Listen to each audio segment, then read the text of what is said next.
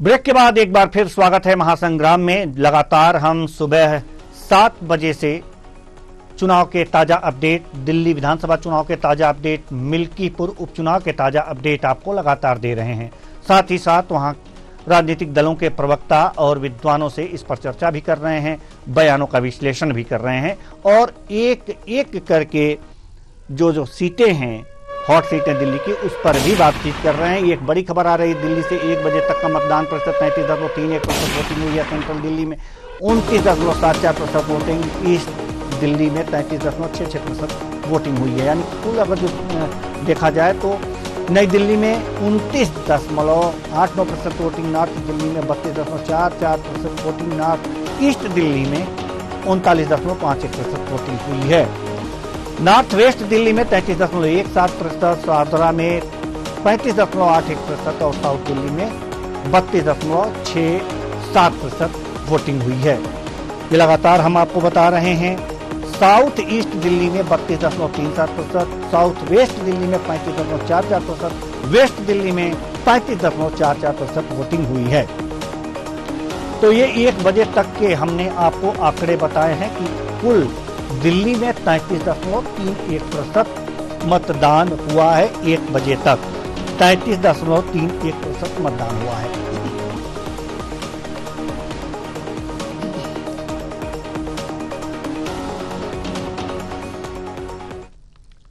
अब जैसा कि मैंने आपको बताया कि इस कार्यक्रम महासंग्राम में हम लगातार आपको जो दिल्ली की हॉट सीट है उनमें से एक एक करके सीटों का ब्यौरा हम आपको दे रहे हैं। तो अब जो ब्यौरा हम देने जा रहे हैं आपको जंगपुरा विधानसभा सीट की। जंगपुरा विधानसभा सीट जहां पर टक्कर किनके बीच मैं आपको बता रहा हूं। आम आदमी पार्टी से मनीष सिसोदिया चुनाव मैदान में हैं, वहीं तरविंदर सिंह मारवाह बीजेपी से और फरहाद सूरी जो है वो कांग्रेस से चुनाव मैदान में हैं। वहीं अगर जो बात करें 2020 की, 2020 में कुल जो मत प्रतिशत 60.66% यहां पर मतदान हुआ था। जंगपुरा विधानसभा सीट पर 2020 में 60.66% यहां पर मतदान हुआ था। किसको कितने मत मिले? आम आदमी पार्टी से प्रवीण कुमार विजयी हुए थे, 50.88% वोट मिले थे। वहीं जो है इमप्रीत सिंह बख्शी को 32.77% वोट मिले थे, बीजेपी से थे। वहीं कांग्रेस से तरविंदर सिंह मारवाह 15.29% इनको वोट मिले थे। ये 2020 की बात हुई जिसका हमने पूरा विश्लेषण आपके सामने रखा कि किसको कितने प्रतिशत वोट मिले थे।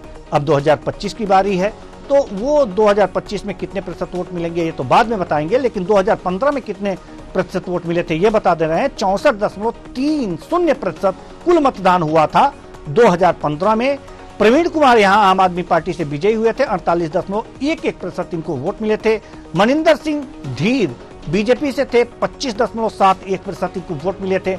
वहीं तरविंदर सिंह मारवाह कांग्रेस से थे, 24.82% इनको वोट मिले थे। तो ये 2015 की हम बात कर रहे हैं। 2020 की भी हमने आपको पूरा लिस्ट दिखाया कि किसको कितने प्रतिशत यहां पर वोट मिले थे जंगपुरा विधानसभा सीट पर। अब आपको हम बताएंगे 2013 के परिणाम। 2013 विधानसभा चुनाव में कुल मतदान हुआ था 62.30%। जंगपुरा में 2013 में कुल मतदान 62.30%। किसको कितने मत मिले थे आपको बता दें। मनिंदर सिंह धीर को आम आदमी पार्टी से थे, 36.95% इनको वोट मिले थे। दूसरे नंबर पर कांग्रेस रही थी, तरविंदर सिंह मारवाह 34.78% इनको वोट मिले थे। वहीं अगर जो बीजेपी से पंकज जैन 23.61% इनको वोट प्राप्त हुआ था। अब तुलना कर ले कितने प्रतिशत वोट मिले थे इन तीनों विधानसभा चुनाव में। जंगपुरा में तो 20 में 60.66, 15 में 64.30 और 13 में 62.30। यहां पर एक चीज देखने वाली बात है कि 2020 में दोनों से कम 13 और 15 की अपेक्षा कम मतदान हुए हैं, लेकिन अब 2025 में कितना होगा ये देखने वाली बात होगी। 1 बजे तक दिल्ली में 33.13% मतदान हुए हैं, मैं इसे आपको बता चुका हूं। अगर जो बात करें अगले सीट की, अगली सीट तो कालका जी पर तो हमने पूरा आपको बता दिया है, कालका जी सीट हमने बता दी है। लेकिन उसके बाद करावल नगर की सीट जो है, यहां से कपिल मिश्रा चुनाव लड़ रहे हैं। करावल नगर कालका जी के बाद ये करावल नगर, और यहां टक्कर किनके बीच है? मनोज त्यागी आम आदमी पार्टी से, वहीं कपिल मिश्रा बीजेपी से हैं, और कांग्रेस से पीके मिश्रा चुनाव मैदान में है। डॉक्टर पीके मिश्रा कांग्रेस से चुनाव मैदान में है, कपिल मिश्रा बीजेपी से, मनोज त्यागी आम आदमी पार्टी से। 2020 में कितने प्रतिशत यहां पर मतदान हुए थे करावल नगर में? आइए यहां देखते हैं इस विधानसभा में 2020 में कितने प्रतिशत मतदान हुए थे। कुल मतदान का प्रतिशत 67.55% यहां पर 2020 में, यानी कि करावल नगर विधानसभा में 2020 में 67.55% मतदान हुए थे। किनको कितने प्रतिशत वोट मिले थे ये भी बता दें। मोहन सिंह बिष्ट बीजेपी से विजयी हुए थे, 50.59% यहां पर इनको वोट मिले थे। दुर्गेश पाठक जो आम आदमी पार्टी से 46.29% और अरविंद सिंह कांग्रेस से 1.17% इनको वोट मिले थे। ये 2020 की अगर जो बात हम छोड़ें, 2015 की बात करें तो यहां पर कुल मतदान हुए थे 69.83%, यानी कि एक तरह से देख सकते हैं कि कुल मतदान जो है वो ज्यादा है 2020 से। यहां पर आम आदमी पार्टी के कपिल मिश्रा, आम आदमी पार्टी से ये थे 2020 में, कपिल मिश्रा यहां पर चुनाव जीते थे। 59.84% मत इनको मिला था वोट। मोहन सिंह बिष्ट दूसरे नंबर पर रहे बीजेपी से 33.7%, और शैतान पाल जो हैं ये थे कांग्रेस से 3.15% इनको वोट मिले थे। अब आगे रुख करते हैं 2013 में कुल मतदान 68.40% हुआ था। कुल मतदान यानी कि एक तरह से देख सकते हैं कि 15 से जो कम है, 2015 से कम। मोहन सिंह बिष्ट यहां पर विजयी हुए थे, 34.64 बीजेपी से थे। कपिल मिश्रा यहां आम आदमी पार्टी से थे, 32.47% यहां पर इनको वोट मिले थे। बेगराज सिंह कांग्रेस से थे, 14.73% इनको वोट मिले थे। अब यहां पर कपिल मिश्रा बीजेपी से हैं, इस बार जो टक्कर है कपिल मिश्रा बीजेपी से हैं, और देखना होगा कि कितने प्रतिशत वोट इनको मिलता है। और ये 20 और 15, 13, 20 में 67 15 में 69.83 और 13 में 68.40, यानी कि एक तरह से देखा जा सकता है 2020 में मत प्रतिशत कम हुआ था इस विधानसभा में भी। लेकिन 2025 में क्या होगा यह भी देखने वाली बात होगी। तो अब आगे का रुख करें। अगर जो अगली सीट भी अगर जो लेते हैं हम, अगर जो हम अपने दर्शकों को बताएं तो अगली सीट की तरफ रुख करेंगे। जल्दी से हम बता दें आपको, लक्ष्मी नगर विधानसभा सीट है अगली सीट, लक्ष्मी नगर विधानसभा सीट। लक्ष्मी नगर में किनके बीच टक्कर है यह भी हम आपको पहले बता दें।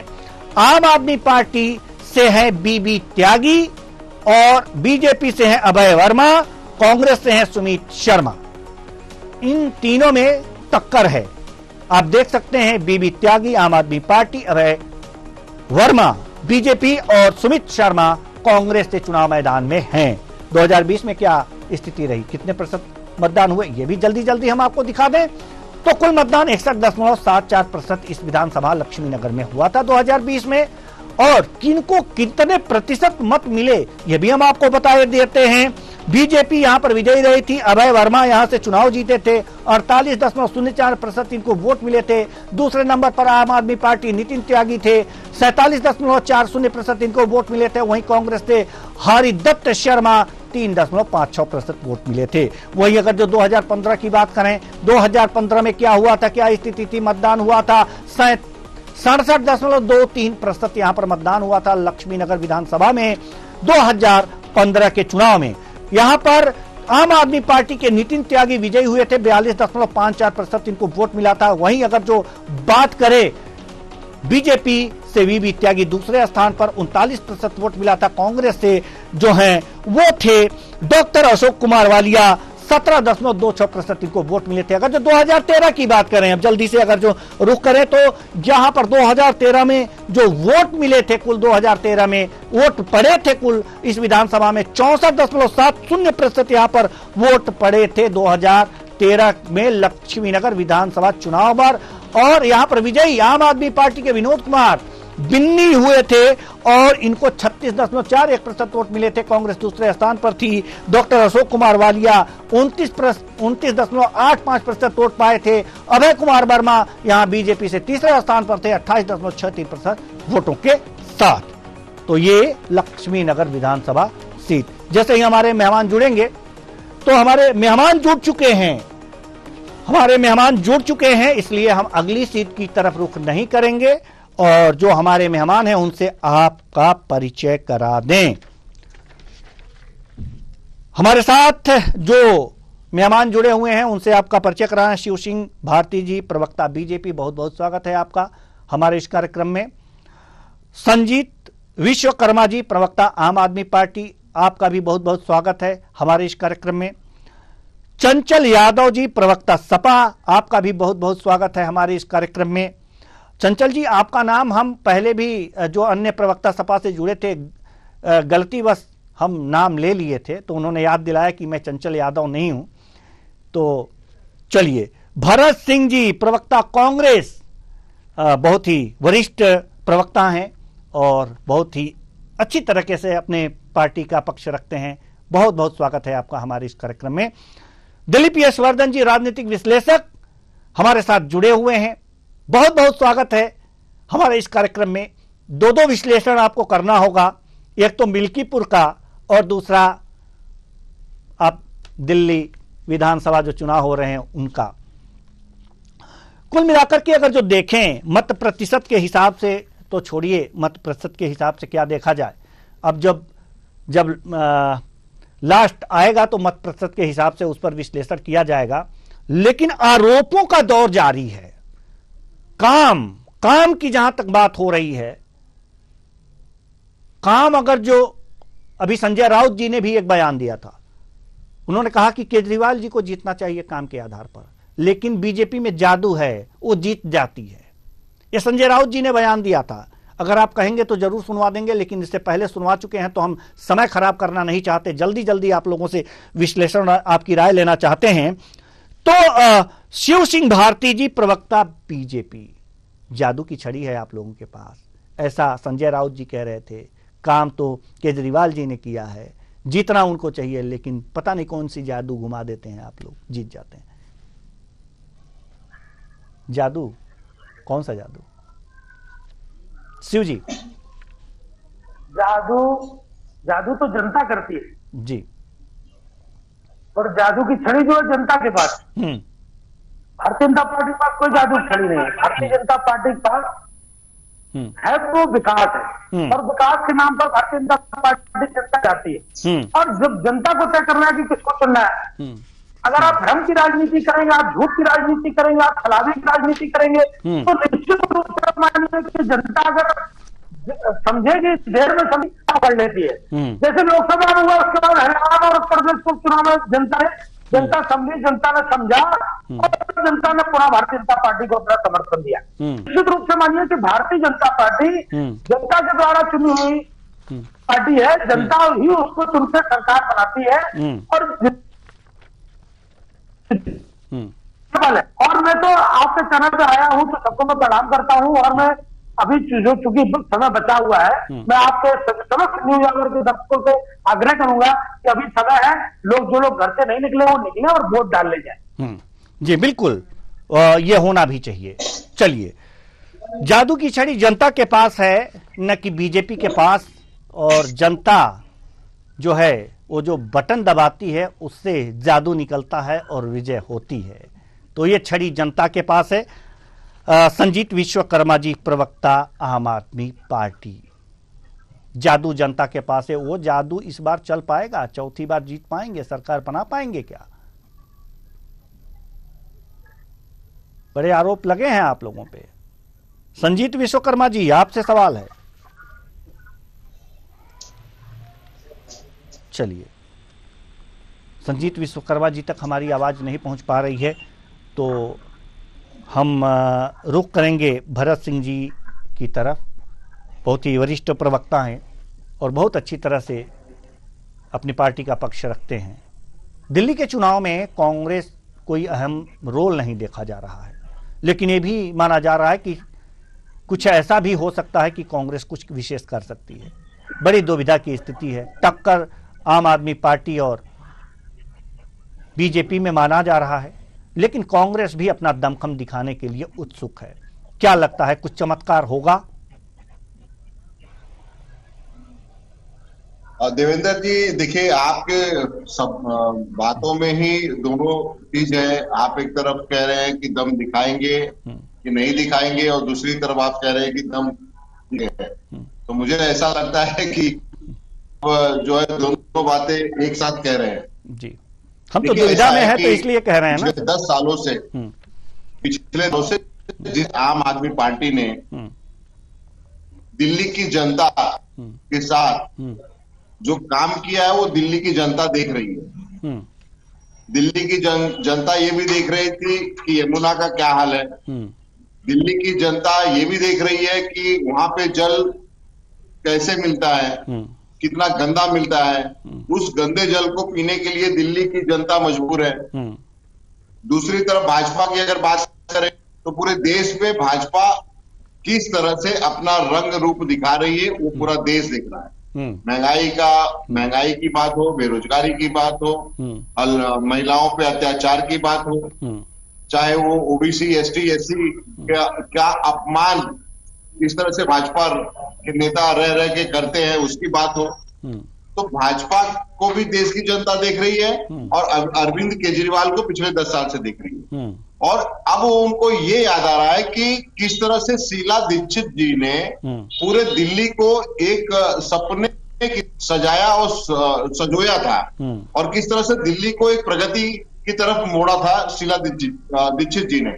तो क्या फिर से कांग्रेस पार्टी को हम लोग एक बार मौका दें और कांग्रेस पार्टी को लाके फिर से शीला दीक्षित जी ने जो सपने सजोए थे और जो उन्होंने काम किया, उस काम को आगे कांग्रेस पार्टी बढ़ाए। तो मुझे ऐसा लगता है कि जादू की छड़ी, सचमुच संजय राउत जी ने सही कहा कि जादू की छड़ी जो है वो जनता के पास है, और जनता ये उब चुकी है, चाहे वो शराब नीति, शराब माफियाओं से हो, चाहे वो देश को भटकाने वाले, चाहे वो भाजपा हो। तो मुझे लगता है फिर से एक बार दिल्ली की जनता पूरी तरह से शीला दीक्षित जी को और उनके कामों को देखते हुए कांग्रेस पार्टी को फिर से आशीर्वाद देने जा रही है, और कांग्रेस पार्टी मजबूती के साथ पूरे इस चुनाव को लड़ी है। अगर कोई ये कहता है कि कांग्रेस पार्टी जो है कहीं थी नहीं, तो आपको दिखेगा चुनाव के बाद कांग्रेस पार्टी कहाँ थी और कहाँ नहीं थी। चलिए, बहुत अच्छी बात है। जिस तरह से और एक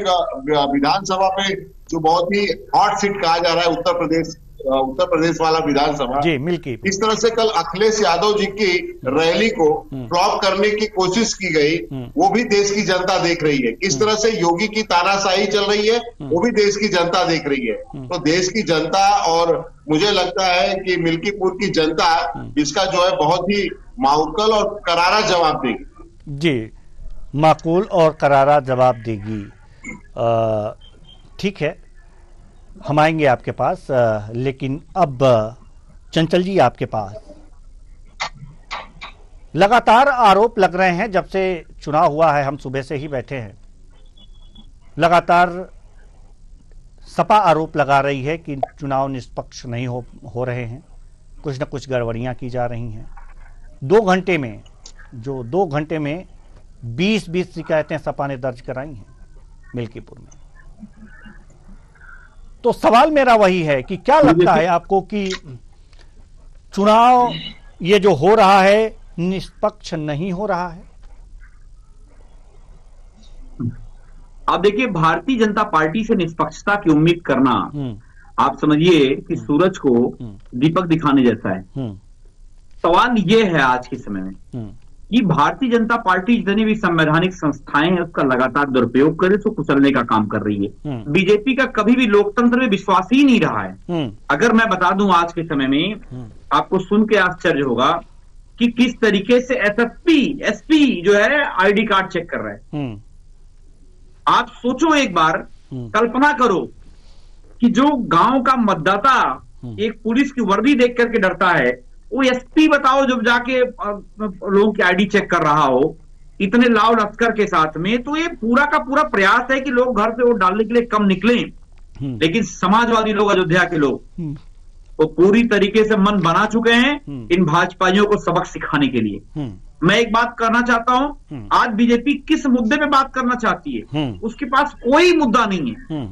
जो भी बीजेपी का है, 2 दिन में बजट इनका हर साल 5 जिलों में मेट्रो बनाते हैं, गोरखपुर, वाराणसी, प्रयागराज, बरेली, आगरा, 5 जिलों में एक भी मेट्रो अभी तक नहीं बन पाई। झांसेबाज जुमलेबाज है। ये वही लोग हैं जो महाकुंभ का पूरी दुनिया में प्रचार किए। मोदी और योगी जी का नूरानी चेहरा आप किसी भी पूरे देश की जितनी मेट्रो थी, जितने एयरपोर्ट थे, हर जगह आपको दिखाई देगा। लेकिन इन भाजपाइयों से पूछो कि काउंटिंग कर रहे थे, इतने करोड़ दान कर लिए, ये बताओ लाशें कहां गई? लोग हिंदू बन के सनातन चलिए वो कुंभ वाले मैटर पर कल बात कर लेंगे। आज चुनाव वाले मैटर पे ही बात कर लेते हैं। एक बड़ी खबर आ रही है, बड़ी खबर आपको बता दें, दिल्ली से बीजेपी उम्मीदवार कैलाश गहलोत का बयान आया है। लोग इस बार विकसित दिल्ली के लिए वोट देंगे। आप और उसके नेता सिद्धांतों से भटक गए हैं। कैलाश गहलोत बीजेपी उम्मीदवार का कहना है कि लोग इस बार विकसित दिल्ली के लिए वोट देंगे। आप और उनके नेता सिद्धांतों से भटक गए हैं। सुनिए। अपने क्षेत्र में अपने घर के समीप मंदिर में गए, भगवान से पूजा अर्चना की, क्या कहेंगे सर? जी, भगवान का आशीर्वाद लिया और भगवान से प्रार्थना की कि इस बार जो लोगों के मन में बदलाव करना चाहते हैं उस पे विजय मिले, और पूरा यकीन है कि लोग इस बार विकसित दिल्ली के लिए वोट करेंगे। कल शाम को सर एक बड़ी खबर सामने आई, जहां पर दक्षिण पूर्वी दिल्ली में सीएम आतिशी से जुड़े एक व्यक्ति के पास से दिल्ली पुलिस ने 5 लाख रुपए जब्त किए हैं। नहीं, ये कोई चौंकाने वाली बात नहीं है। मैंने तो बार बार कहा है कि जो उनके प्रिंसिपल्स थे, जो उनके एथिक्स थे, वहाँ से कहीं ना कहीं आम आदमी पार्टी व उसके वरिष्ठ नेता और अन्य जो नेता या मंत्री या सीएम जो है वो भटक चुके हैं। उनके लिए बस किसी न किसी तरीके से सत्ता जो है वो प्राप्त करने का उनका उद्देश्य है। आम आदमी पार्टी सिद्धांतों से भटक गई है, कैलाश गहलोत जी का कहना है। चलिए हम अपने मेहमानों की तरफ रुख करते हैं। दिलीप यशवर्धन जी, आम आदमी पार्टी जी, आएंगे हम आपके पास आएंगे। चंचल जी, हम आपके पास आएंगे।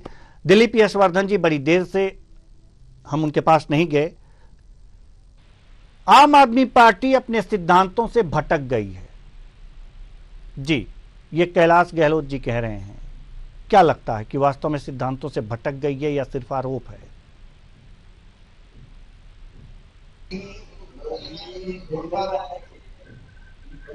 आवाज आ रही है मुझे? जी, आपकी आवाज आ रही है जी। पहली बात तो ये कि जो बयान है कि आम आदमी पार्टी सिद्धांतों से भटक गई है, ये एक पॉलिटिकल बयान है जी। लेकिन अगर सच्चाई की कसौटी पे खरा रख के देखा जाए तो इसमें कोई दो राय नहीं है कि आम आदमी पार्टी सिद्धांतों से भटक गई है। लेकिन तीसरा सत्य यह है कि राजनीति में किसी भी पार्टी का कोई सिद्धांत नहीं होता है। आम आदमी पार्टी उसी दिन सिद्धांतों से भटक गई थी जब उसने इंडिया अगेंस्ट करप्शन का नारा छोड़ करके आम आदमी पार्टी बनाई थी। तो तभी समझ में आ गया था कि अभी पार्टी राजनीति के रास्ते पर चल पड़ी है, और जो राजनीति के रास्ते पे चल पड़ता है उसका कोई सिद्धांत नहीं होता है सिवाय एक सिद्धांत के कि ये न केन प्रकार सत्ता पानी है, और वो सत्ता पाने के लिए जो भी उसको करना होता है, जो भी कहना होता है, जो भी सुनना होता है, वो सारे के सारे काम आम आदमी पार्टी भी करती है। अब सवाल ये उठता है कि आज आम आदमी पार्टी सिद्धांतों से भटक गई है या गलत रास्ते पे निकल पड़ी है या जो भी है। राजनीतिक पार्टी बनने के बाद, दिल्ली की सत्ता पर काबिज होने के बाद उसने दिल्ली की जनता को कुछ दिया है कि नहीं दिया है, आकलन इस बात का होना चाहिए। तो जनरल परसेप्शन यही रहता है कि अगर किसी पार्टी की सरकार किसी भी स्टेट में रिपीट करती है तो ये माना जाता है कि वहां की जनता को उस पार्टी के हालातों से लाभ हुआ है। तो दिल्ली में अगर आम आदमी की पार्टी सरकार रिपीट कर रही है तो इसका मतलब दिल्ली की जनता आम आदमी पार्टी के सिद्धांतों से खुश है। अब राजनीति में वो कुछ भी कहें या भाजपा सिद्धांतों से भटकने का इल्जाम लगाए, लेकिन जनता ये मान रही है कि आम आदमी पार्टी जिन सिद्धांतों पर गठित की गई थी उन सिद्धांतों पर खरी उतर रही है और वहां की जनता को लाभ मिल रहा है। 2 बार 3 बार सरकार बनी, अब की बार चौथी बार का नंबर है, तो चौथी बार ही दिल्ली की जनता ही तय करेगी कि भाजपा के इल्जामों में कितनी सत्यता है। अगर भाजपा के इल्जामों में सत्यता है और भाजपा क्या सिद्धांत वहां एस्टेब्लिश करना चाह रही है, वहां की जनता के दिमाग में भाजपा ने क्या सिद्धांत दिखाए हैं कि जो आम आदमी पार्टी को करना चाहिए था उन्होंने नहीं किया, और भाजपा अगर सत्ता में आएगी तो सिद्धांतों को पूरा करेगी। और इन सब का आकलन करने के बाद अगर वहां की जनता भाजपा के सिद्धांतों से प्रभावित होती है और सत्ता उनको सौंप देती है, तो ये माना जाएगा, ये सिद्ध हो जाएगा कि आम आदमी पार्टी अपने सिद्धांतों से भटक गई है। और अगर ऐसा नहीं हुआ तो ये एक महज राजनीतिक बयान के अलावा और कुछ नहीं। जी, तो सारे दारोमदार हैं वो जनता के ऊपर हैं। संजीत विश्वकर्मा जी, सिद्धांतों की बात हो रही है और आम आदमी पार्टी के सिद्धांतों की बात हो रही है। राजनीति में दिलीप यशवर्धन जी का कहना है कि बस एक ही सिद्धांत होता है कि कोई सिद्धांत नहीं है और किसी भी पार्टी का कोई सिद्धांत नहीं है। यानी कि किसी भी पार्टी के लाइन में तो कम से कम आप लोग शामिल हो चुके हैं। जो उम्मीदें थीं जनता की जब गठित की गई आम आदमी पार्टी उस समय, और जो अन्ना आंदोलन के समय जो उम्मीद आप लोगों ने जगाया था, कम से कम वो चीजें अब नहीं रही हैं। आप भी राजनीतिक पार्टी हो ही गए हैं, क्या कहेंगे आप? जी, संजीत विश्वकर्मा जी, सवाल आपसे है। जी बिल्कुल, आप ठीक कह रहे हैं। आप जैसा बोल रहे हैं कि आम आदमी पार्टी की बात करें तो आम आदमी पार्टी अपने सिद्धांतों पर बिल्कुल डटी हुई है और अपने सिद्धांतों पर ही काम कर रही है। आम आदमी पार्टी ने जनता से वादा किया था कि जनता की मूलभूत सुविधाओं को विशेष ध्यान दिया जाएगा, तो उन्होंने दिया है। और रही बात की चुनाव परिणाम की, तो चुनाव परिणाम तो बस 3 दिन बाकी है। 3 दिन बाद सभी को पता चल जाएगा कि किसके आरोप में कितनी सत्यता है और कितनी दमदारी है। आप पूरे देश ने देख लिया कि दिल्ली में इस बार भारतीय जनता पार्टी ने अपनी पूरी ताकत लगा ली, अपनी पूरी गुंडागर्दी दिखा दी, पूरी अपने तंत्र लगा दिए, पुलिस लगा दिए, ईडी सीबीआई सारा कुछ कर लिया। उसके बावजूद भी दिल्ली की जनता आज कहीं ना कहीं बहुत ही खुशी खुशी आम आदमी पार्टी को स्वीकार कर रही है। आप आने वाले 8 तारीख को परिणाम देखिएगा, निश्चित ही चौथी बार आम आदमी पार्टी की सरकार बन रही है और इसमें कहीं कोई संदेह नहीं है कि आम आदमी पार्टी अपने सिद्धांतों पर काम नहीं करती।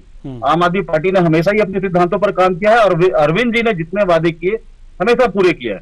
तो इसमें कहीं कोई शंका नहीं है कि हमारी सरकार ने बार और जनता के विश्वास पे हम बिल्कुल खड़े उतरे हैं। जनता से जितने भी वादे किए थे आम आदमी पार्टी ने पूरे किए हैं। और यमुना की बात ही बीच में आ रही थी, तो यमुना की बात को तो आम आदमी पार्टी ने स्वयं ही स्वीकार किया था ना कि हमने यमुना की सफाई नहीं कर पाए। तो हमारे पास सच बोलने की भी ताकत है कि हम सच भी बोल सकते हैं। अभी कांग्रेस भाजपा की तरह थोड़ी कि बस सत्ता पाने के लिए कुछ भी झूठ बोलो, कुछ भी परोसो जनता के सामने। हम तो काम की बात करते हैं जनता के सामने। हम अपने काम को लेकर झूठ बोल पाएंगे? जब यमुना की सफाई नहीं हुई है, गंदगी है, तो वहां अगर जो आप ये कहेंगे कि नहीं यमुना साफ है तो कौन मानेगा? वो तो मजबूरी है ना। तो हमने बोला ही कब? हमने कब बोला कि साफ है? जी, हमने तो नहीं बोला। बोल भी नहीं सकते ना, देखिए बोल भी नहीं सकते आप। जी नहीं, बिल्कुल। देखिए, मैं आपसे यही कहूंगा कि हमने जो काम किए हैं हमने उन्हीं कामों को याद दिलाया और उन्हीं कामों के दम पर हमने जनता से अपनी बात करी और अपने जनता से फिर से वोट की अपील की। आपने तो देख लिया पूरा गुंडा तंत्र भारतीय जनता पार्टी ने भिड़ा किया, उसके बावजूद भी आज क्या स्थिति है? आज बहुत अच्छी स्थिति में आम आदमी पार्टी दिल्ली के अंदर में। तो इसमें कहीं कोई संदेह नहीं कि आम आदमी पार्टी की सरकार चौथी बार भी दिल्ली में बनने जा रही है और बहुत ही मजबूती से। हमारी मनोकामना पूरी भैया जी। तो बिल्कुल बिल्कुल सही बात आप कह रहे हैं, लेकिन एक सवाल का जवाब और दे दीजिए। आप पर यह भी आरोप है कि जो सीएम हैं उनके कुछ खास लोगों के पास से 5 लाख रुपए बरामद किए गए हैं। इस पर आपका क्या कुछ कहना है?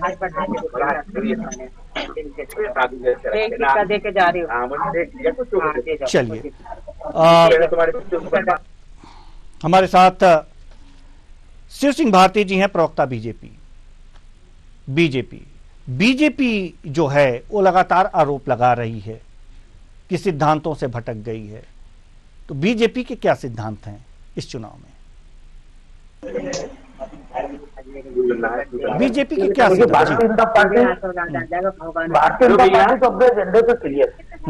भारतीय जनता पार्टी जब आम आदमी पार्टी का गठन हुआ तो केजरीवाल चिल्ला चिल्ला ऐसे बातें कर रहे थे जैसे बहुत क्रांतिकारी परिवर्तन लेकिन भारत की राजनीति में आएंगे। एक ऐसे नेता सिद्ध हो गए जो कि आदर्श हो जाएंगे, जिनकी मूर्तियां चढ़ाई पे लगाई जाए। ईमानदारी का इतना ढिढोरा पिटा कि उसकी परिणति यह हुई कि इनके सारे मंत्री जेल चले गए, खुद केजरीवाल जेल चले गए, भ्रष्टाचार के आरोप में जेल चले गए जो ईमानदारी का बखान करते थे। तो आप भारतीय जनता पार्टी के ऊपर जाकर भारतीय जनता पार्टी का कौन सा नेता भ्रष्टाचार के आरोप में जेल गया? भारतीय जनता पार्टी जनहित की बात करती है, विकास की बात करती है। भारतीय जनता पार्टी 2047 का लक्ष्य लेकर प्रत्येक गांव मजरे के विकास की बात करती है। ये बड़ी खबर आ रही है, बड़ी खबर आपको बताते हैं, बड़ी खबर आ रही है दिल्ली से। आप सांसद राघव चड्ढा का बयान सामने आया है। नई दिल्ली क्षेत्र में कई जगहों से शिकायत आ रही है, रिलीवर को मतदान केंद्र में नहीं जाने दिया जा रहा है, रिलीवर्स को अंदर नहीं जाने दिया जा रहा है। बड़ी खबर आपको बता रहे हैं, आप सांसद राघव चड्ढा का बयान। नई दिल्ली क्षेत्र में कई जगहों से शिकायत आ रही है कि रिलीवर को मतदान केंद्र में नहीं जाने दिया जा रहा है। ये बड़ा बयान। तो कितना मतदान हुआ कैसे पता चलेगा? आधिकारिक तौर पर सामने नहीं आ सकती, हमारे रिलीवर्स को अंदर जाने दी जाए। तो रिलीवर्स को आइए सुनवाते हैं क्या कुछ कह रहे हैं राघव चड्ढा। रिलीवर और पोलिंग एजेंट दोनों को पोलिंग एजेंट का दर्जा भी दिया जाता है, लेकिन नई दिल्ली विधानसभा क्षेत्र में कई जगह से ऐसी कंप्लेंट्स आ रही हैं। लगभग आधे बूथ्स पर ये कंप्लेंट आ रही है कि रिलीवर को अंदर नहीं जाने दिया जा रहा है। जो सुरक्षाकर्मी पोलिंग स्टेशन के बाहर तैनात हैं वो हमारे रिलीवर्स को अंदर नहीं जाने दे रहे हैं। अगर रिलीवर अंदर नहीं जाएगा और अगर हमारा पोलिंग एजेंट बाहर नहीं आएगा तो कितना मतदान हुआ उस बूथ पर, वहां पर कोई फर्जी वोटिंग या किसी प्रकार का कोई विवाद तो नहीं हुआ, ईवीएम ठीक से चल रही है कि नहीं चल रही है, सारी चीजें अधिकृत तौर पे सामने नहीं आ सकती।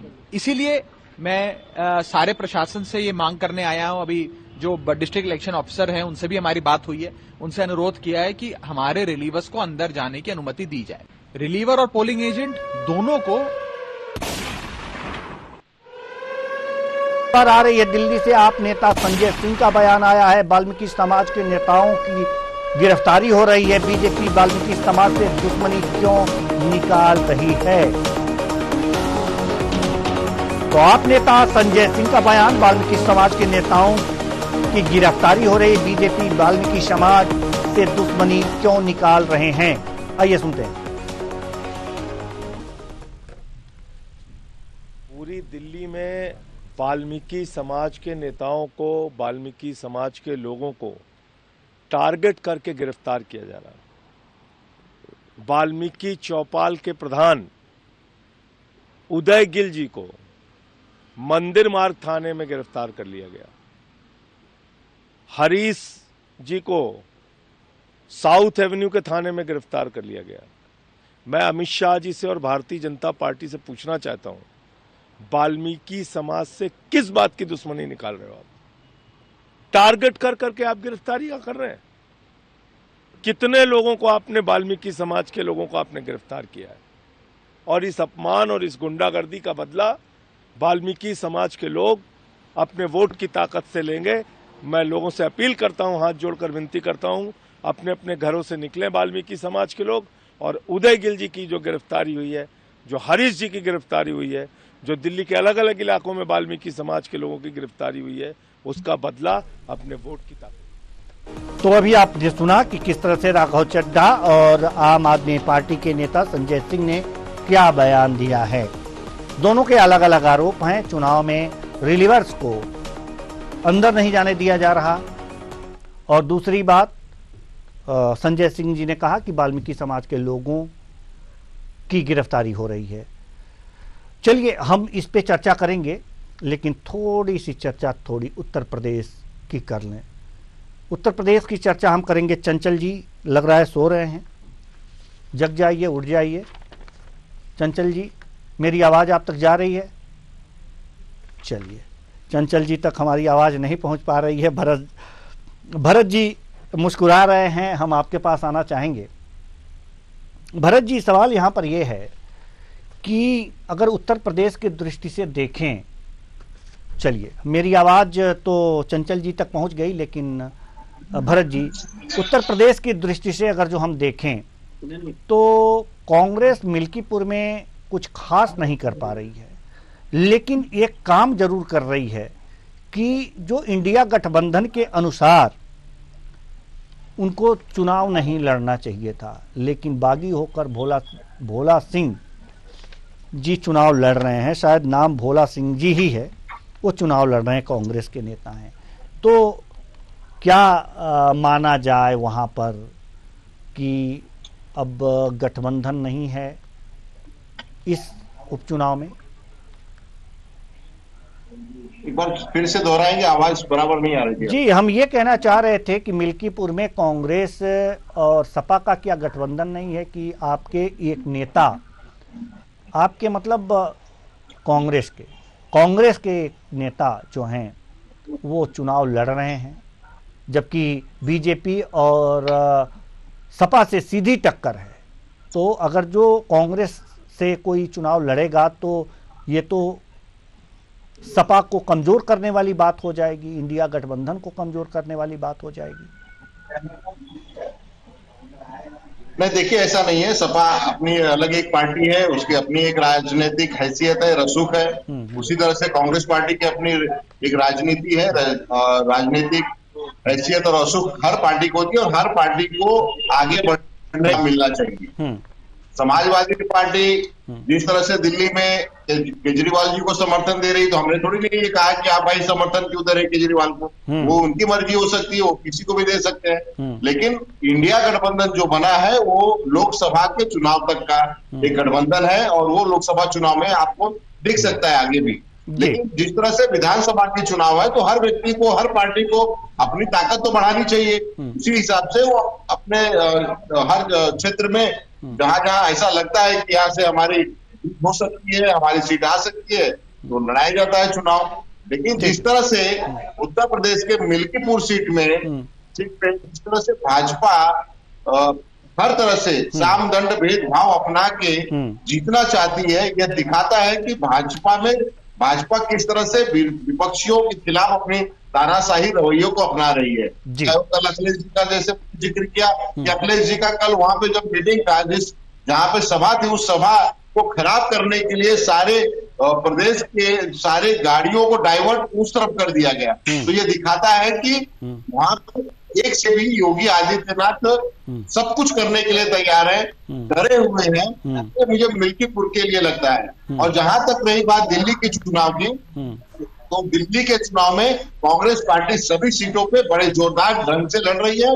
और आप देखिएगा कि दोनों की लड़ाई में भाजपा और आपकी जो बात हो रही है कि आप आगे, आप भाजपा आगे, तो न आप दिखेगी और न जो है भाजपा दिखेगी। कांग्रेस पार्टी फिर से एक बार आपको दिल्ली में नजर आएगी। खाता नहीं कह रहा हूं मैं, लेकिन बहुत अच्छी सीट मजबूती के साथ आ रही है।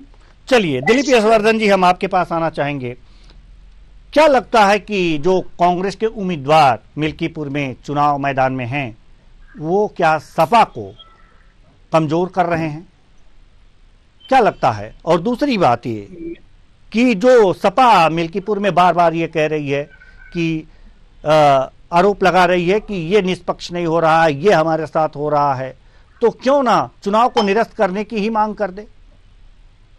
जी जल्दी से सर। मिल्कीपुर में कांग्रेस का तो कैंडिडेट है ही नहीं, मुझे लगता है। नहीं, भोला सिंह जी हैं, वो एक कांग्रेस से ही निकले हुए हैं, भोला सिंह जी। जी, तो ये चुनाव लड़ रहे हैं वहां से।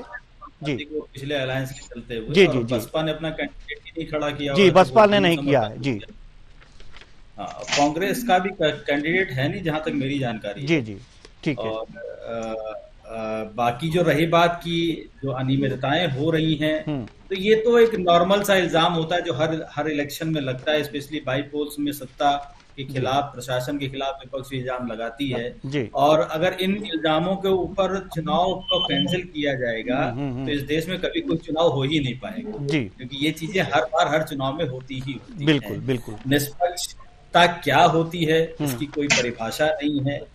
विपक्ष के हिसाब से इस तरीके से चुनाव होना चाहिए इसकी भी कोई परिभाषा नहीं है।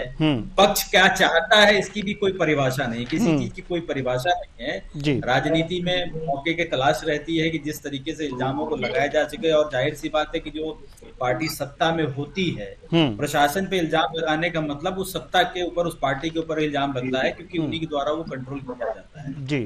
तो मुझे लगता है कि सारी पार्टियों को इन सारी चीजों पर बहसबाजी करने के बजाय जो वोटिंग परसेंटेज है उसको बढ़ाने की बात करी जाए, क्योंकि मिल्कीपुर में अभी मुझे लगता है कि 40% के अंदर ही वोटिंग हुई है, 35-35 के करीब में वोटिंग हुई है, 35 से 40 के बीच में। तो वोटिंग परसेंटेज बाई पोल्स में, मैं हमेशा एक बात कहता हूँ कि बाई पोल्स में आम जनता बहुत कम वोट देने आती है। जनरली वो जनता आती है जो पार्टी की विचारधारा से प्रभावित है या पार्टी से कहीं ना कहीं कनेक्टेड है। तो जो पार्टी अपने कार्यकर्ताओं को और उससे संबंधित लोगों को ज्यादा से ज्यादा वोट देने के लिए निकाल पाने में सक्षम होती है, उस पार्टी की वहां पर जीत हो जाती है। और वैसे जो हिस्ट्री है, जो इतिहास है इस देश का, कि बाई पोल्स में ज्यादातर सीटें या लगभग सारी की सारी सीटें उस सत्ता पक्ष को ही जाती हैं। कारण कुछ भी हो सकता है उसका, मैं कारणों पर कोई विश्लेषण नहीं करता। और मिल्कीपुर की सीट जीतना भाजपा के लिए इस समय बड़े की बात कह लीजिए या उनकी अहम की बात कह लीजिए या उनकी इज्जत की बात कह लीजिए, तो उस सीट को जीतने के लिए साम दाम दंड भेद जो भी भाजपा को लगाना होगा वो लगाएगी। सपा भी कोशिश करेगी, क्योंकि सपा ने अभी बड़ा अच्छा प्रदर्शन किया है, तो ये भी पता चल जाएगा कि सपा के पीडीए में कितना दम है और मिल्कीपुर की जनता पीडीए के फॉर्मूले से कितनी ज्यादा प्रभावित है। दोनों ही पार्टी अपने कैंडिडेट भी उसी हिसाब से खड़े किए हैं। तो अब किसका फॉर्मूला कितना ज्यादा सार्थक होता है ये 8 तारीख को हम सबको पता चल जाएगा। जी। और जहां तक बात कांग्रेस की थी, तो कांग्रेस के नेता रहे हैं भोलानाथ जी, वो चुनाव मैदान में तो रहे हैं नेता, तो कुछ जी अब सिंबल नहीं मिला है शायद, हाँ सिंबल नहीं है, लेकिन कांग्रेस के नेता रहे हैं भोलानाथ जी। ये बड़ी खबर आ रही है, बड़ी खबर आपको बता दें, सीएम विष्णुदेव साय का बयान सामने आया है। दिल्ली विधानसभा चुनाव को लेकर कहा है कि निश्चित रूप से बीजेपी की सरकार बनेगी। रायपुर से यह बड़ी खबर, केजरीवाल के 10 साल के छल को जनता जान चुकी है। बीजेपी के लिए जनता का विश्वास बढ़ा है। मोदी जी के काम को जनता ने देखा है। तो जीत के दावे किए जा रहे हैं। सीएम विष्णुदेव साय का बयान सामने आया है। दिल्ली विधानसभा चुनाव को लेकर कहा है कि निश्चित रूप से बीजेपी की सरकार बनेगी। आइए सुनवाते हैं। आज दिल्ली प्रदेश का चुनाव का मतदान हो रहा है और इस बार निश्चित रूप से वहां पर भारतीय जनता पार्टी की सरकार बनेगी, क्योंकि पिछले 10 वर्षों तक अरविंद केजरीवाल की सरकार ने दिल्ली प्रदेश की जनता के साथ धोखा किया है, छल किया है। उसको अब वहाँ की जनता जान चुकी है और भारतीय जनता पार्टी के प्रति लोगों का विश्वास बढ़ा है। जिस तरह से आदरणीय मोदी जी ने करीब 11 वर्षों में देश के लिए सबका साथ, सबका विकास, सबका विश्वास और सबका प्रयास, इसको मूल मंत्र मानते हुए काम कर रहे हैं। उस पर दिल्ली प्रदेश की भी जनता का विश्वास है और मुझे पूरा विश्वास है कि इस बार दिल्ली प्रदेश में भारतीय जनता पार्टी की सरकार बनेगी। तो ये थे सीएम विष्णुदेव साय, जो बीजेपी की सरकार बनाने का दावा कर रहे थे, लेकिन वक्त हमारे पास नहीं है कि इस चर्चा को और आगे बढ़ाएं। इसलिए सभी मेहमानों का बहुत बहुत धन्यवाद। आप आए और अपने अपने विचार साझा किए। तो महासंग्राम का ये क्रम लगातार जारी रहेगा, लेकिन वक्त हो चला है एक छोटे से ब्रेक का। ब्रेक के बाद पुनः आएंगे कुछ नए मेहमानों के साथ और नए अपडेट के साथ। तो फिलहाल लेते हैं एक छोटा सा ब्रेक।